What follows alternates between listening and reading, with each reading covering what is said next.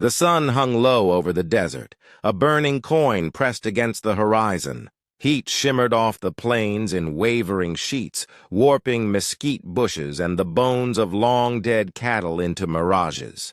The land stretched wide and merciless, an ocean of dust and stone where the wind carried nothing but grit and old secrets, and riding across that cruel expanse was a man and his horse, Jedediah Cole. Jed, to anyone with sense enough not to waste words, was a cowboy cut from the sinew of the frontier itself, broad-shouldered, hard-eyed, with a face carved by sun and sorrow. He rode a dapple-gray stallion named Whiskey, the only constant companion he'd ever trusted. In towns, they looked at him and saw just another drifter, but out here under the yawning blue of the Wild West sky, Jed was something else, something primal. He was dust and leather, sweat and steel, but even a man like Jed knew better than to trust this land. The desert was patient, it waited, and sooner or later, it struck. The snake's kiss it happened sudden, like all tragedies. Jed had stopped near a scraggly patch of brush to let Whiskey rest. The horse snorted, stamping his hooves into the hardpan, tail swishing at flies. Jed slid from the saddle and stretched his aching back. The canteen at his hip was nearly empty. He gave Whiskey the last swallow, watching the animal's lips work gratefully over the mouth of the tin. "Don't worry, boy," Jed muttered. "Town's half a day off yet? We'll drink proper come sundown." Whiskey's ears twitched. The stallion shifted, pawing the dirt. Jed knew that sound, that unease that came from the instincts of a creature wired for survival. Then he heard it, a dry rattle, sharp as a warning bell. Jed's hand went to his Colt without thinking, eyes sweeping the ground. But the desert was cunning and the rattlesnake was quicker. It struck from under the brush with lightning speed, sinking fangs deep into Whiskey's front leg. The horse screamed, a raw, terrible sound that split the air and shivered Jed's bones. Whiskey reared, nearly throwing Jed as he grabbed at the reins. No, damn it, easy, boy," Jed's voice cracked. He dropped to his knees beside Whiskey's leg. The flesh was already swelling, purple and hot beneath the skin. Venom, fast and unforgiving. Jed's chest tightened. Panic, a thing he thought long buried, surged in his veins. He'd seen men die from rattler bites in less time than it took to smoke a cigar. A horse could last a little longer, but not much. "Not you, boy," Jed whispered, voice breaking. "Anyone but you." For the first time in longer than he cared to remember, Jed Cole, who had faced bullets, blood feuds, and the hangman's noose, felt tears sting his eyes. The desert didn't forgive weakness, but it didn't care about grief either. The woman in shadows, Jed, pressed his palm to Whiskey's heaving neck, mind racing. He could cut the flesh, try to bleed the venom out, but without the right herbs, without water, without... "You'll kill him quicker with that blade, cowboy." The voice was soft, accented with the cadence of the Apache tongue, yet it carried across the heat like a rifle shot. Jed spun, Colt in hand, finger tight on the trigger. From the brush stepped a woman, tall, proud, with raven dark hair braided tight against her back. She wore a buckskin dress the color of the earth itself, fringed at the edges, moccasins silent in the sand. Across her back was slung a bow, and at her hip, a knife curved like the crescent moon. Her eyes were black fire, steady, unflinching. Jed didn't lower the gun. "You move quiet for someone fixing to sneak up on a man." "I wasn't sneaking," she said simply. "I was hunting." Her gaze flicked to Whiskey's leg. "But it seems the snake found prey first." Jed swallowed, throat dry as bone. "You know something about snake bite?" "I know enough." She crouched beside Whiskey, placing a careful hand near the swelling. The stallion shuddered, but her touch was calm, grounding. She pressed her ear close, listening not just to the horse, but to something deeper. The desert itself, Jed thought, though he didn't dare say it. "What's your name?" he asked instead. She looked up, eyes narrowing as if the question were a test. "Nantanay," Jed nodded. "Jed Cole." Her lips twitched, almost a smile. "A cowboy," she said, as if the word carried a weight of its own, through and through. He holstered his Colt, then gestured helplessly at Whiskey. "Can you help him?" Nantanay's gaze was sharp. "Maybe, but only if you listen." Jed hesitated. He was a man who followed his own trail, who took advice from no one.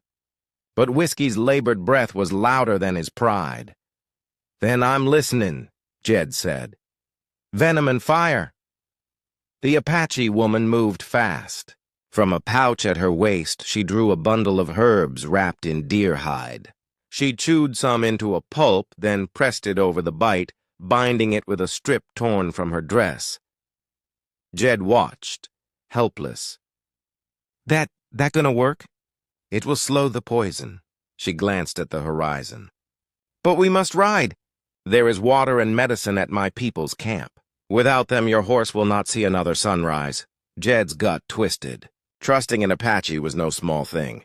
White men spoke of them with fear and hate, stories of raids and scalps and ambushes whispered in saloons. But Jed looked at Whiskey's eyes, wide, pained, pleading, and knew he had no choice. Then lead the way. A trail of dust, they rode hard. Whiskey stumbled, sweat soaking his coat, but he pushed on as if he knew his life depended on it. Jed rode close, whispering encouragement, each mile heavy as lead.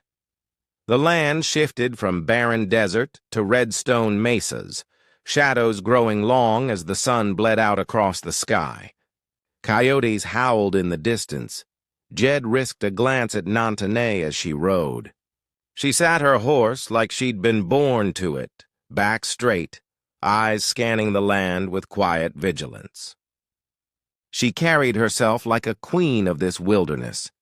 Finally, as stars began to prick the sky, they reached a hidden canyon. Smoke curled upward from small fires below, shadows moving in the glow. Apache. Jed's hand drifted near his Colt out of instinct. "Put your hand down," Nantanay said without looking at him. "You're under my protection." For now. Her words were cool as creek water, but they struck him harder than a bullet. The circle of fire. The camp was wary of him, eyes sharp with suspicion. Children darted behind their mothers' skirts. Warriors stood with bows ready. Jed felt every gaze like a blade across his back. But Nantanay spoke to them in her language, gestures quick, voice firm. Slowly, the tension eased, though never fully. Whiskey was led to a shaded corner where herbs and poultices were applied by an elder woman with hands weathered as old bark. Jed knelt beside his horse, stroking the gray's mane. "Hold on, boy," he murmured. "Don't you leave me now." Nantanay stood nearby, arms folded. "He is strong, stronger than most men I have seen." Jed lifted his head, meeting her gaze. "So am I. But strength don't mean much against poison." Her eyes softened, just barely. "It means everything. Strength is not just in muscle or steel. It is in the will to live." Jed looked at Whiskey, then back at her. For the first time, he wondered if she spoke not just of the horse, but of him.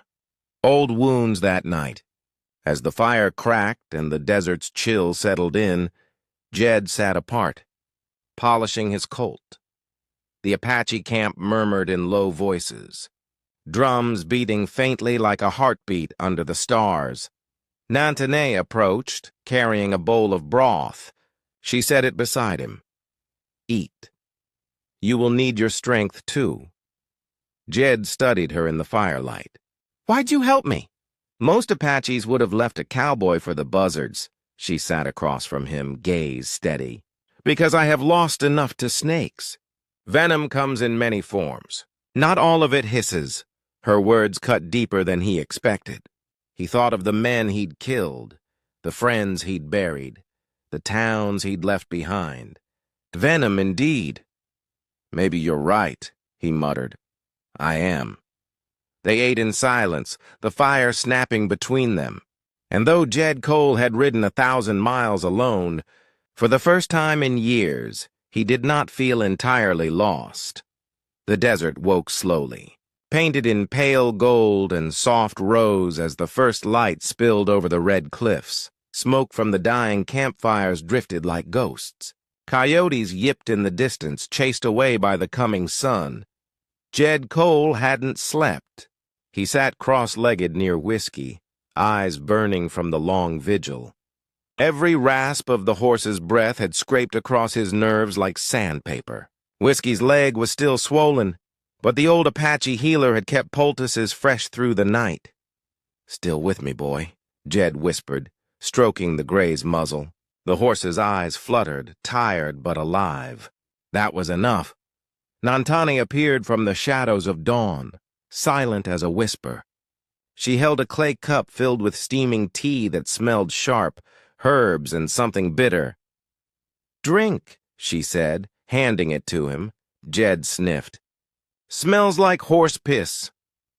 "Then you will like it," she said, lips twitching in the faintest smile. He chuckled hoarsely but drank. The taste was worse than the smell, but warmth spread through him, easing the tightness in his chest. Nantane crouched by Whiskey, brushing her fingers across the bandaged wound. "He fights." "You should be proud," Jed's jaw tightened. "I'll be proud when he's running under me again." "You love him," she observed. Jed looked at her sharply, then back to Whiskey.